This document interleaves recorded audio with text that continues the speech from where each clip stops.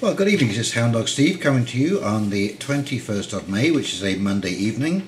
And I like this little joke in the paper today. This is Hydro executive salaries, and of course the mad bull are the voters.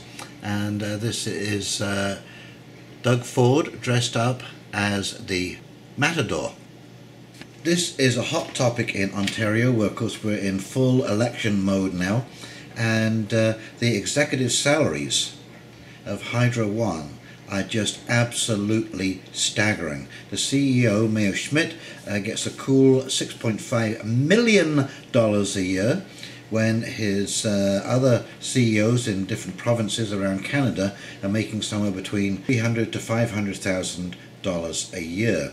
And so these are very volatile issues in the election this year, and of course Doug Ford is promising to take 10 cents off each litre of gasoline for the motorist. Now the other two parties, the Liberals and the NDP, have absolutely decried this as a populist move, and this is just bribing voters to get votes, but they don't seem to understand how the cost of energy, especially gasoline, ripples through our economy like an electric current, speaking of hydro.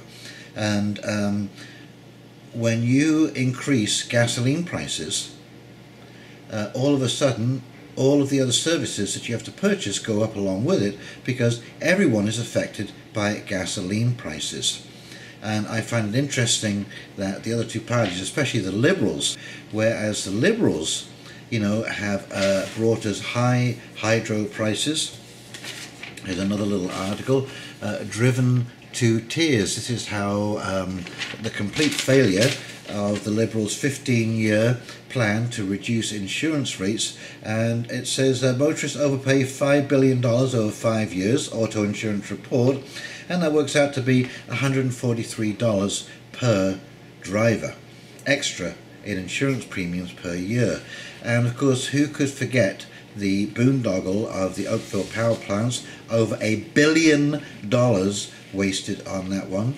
And there is the Orange air ambulance scandal, millions of dollars wasted on that boondoggle. There is computer programs that have not worked. That the money wasted by the Liberals over the last 15 years is absolutely staggering. So how they have the absolute nerve to point the finger at any other party leader when they just don't seem to understand. And now the Liberals have come up with a plan where they want all small businesses to have a certified electronic cash register so that they can track the income of all of the small businesses.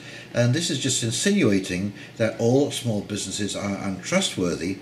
And like I say, they can lose $1 billion with impunity. They can get raked over the coal by the Auditor General, and there is absolutely no consequences for these people.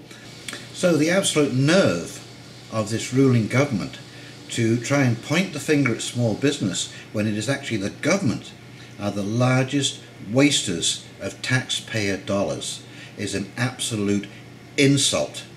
And for the Liberals to be thinking of this kind of idea, it really is just beyond the pale. And of course the other truth that is not being told about this is that the real enemy of all working people and the governments, in fact everybody who spends money, is inflation.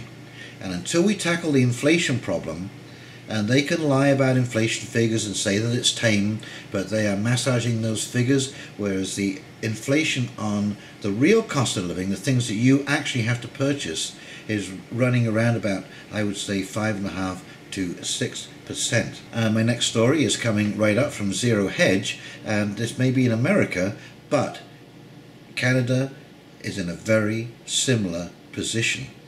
And that is why the message Doug Ford has for the Ontario voter to reduce hydro prices, to throw out the executives and get rid of their monstrous executive salaries, to reduce gasoline, this is hitting a nerve with all Ontarians. And I think that you are looking at a majority PC government in this election. Doug Ford certainly, for better or for worse, seems to understand what the real issues are facing the average working person in Ontario. Anyway, let's cut to this next clip, and I think you'll find that's quite interesting. Okay, so here we go. Zero Hedge, Tyler Durden. This is today, 21st of May. When 43% of Americans can't pay for food and rent, we can say economic collapse is here. You know, all those reports about how lots of Americans can't afford a $1,000 surprise expense like a medical bill or a car repair. Well, forget additional expenses. It turns out that nearly half of the families in America are struggling to pay for food and rent. And that means the economic collapse isn't just coming, it's here. United Way has done a study on a group of Americans they call ALICE. That stands for Asset Limited, Income Constrained, Employed. The study found that this group does not make the money needed to survive in the modern economy. Alice is your childcare worker, your parent on Social Security, the cashier at your supermarket, the gas attendant, the salesperson at your big box store, your waitress, a home health aide, an office clerk. Alice cannot always pay the bills, has little or nothing in savings, and is forced to make tough choices such as deciding between quality childcare or paying the rent. One unexpected car repair or medical bill can push these financially strapped families over the edge. Alice is a hard-working member of the community who is employed yet does not earn enough to afford the basic necessities of life. Alice earns above the federal poverty level but does not earn enough to afford a bare-bones household budget of housing, childcare, food, transportation and health care. Between families living below the poverty line due to unemployment or disability and Alice's, the study discovered that 43% of Americans were struggling to cover basic necessities like rent and food.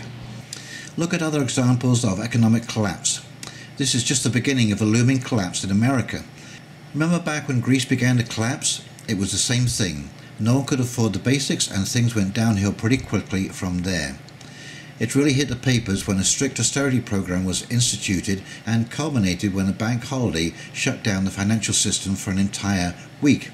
There are similar stories in the UK, where taxpayers can still fund a $45 million wedding, but poor families can't afford to eat every day, Argentina and Cyprus. Josie wrote for us about the warning signs that the collapse of Venezuela was approaching, and they're eerily familiar. Food rationing began, the cost of medical care became prohibitive, the health insurance system began to fail, and people began to make difficult choices about rent versus food. I don't know how it could be any more clear than the fact that nearly half of the American population is also making that decision every month. And this is the end result of inflation. Anyway, I hope you found some of these stories interesting and informative and educational. And if you did, please like and subscribe below. And we'll be talking to you real soon. This is Hound Dog Steve signing off. You take care now. See ya.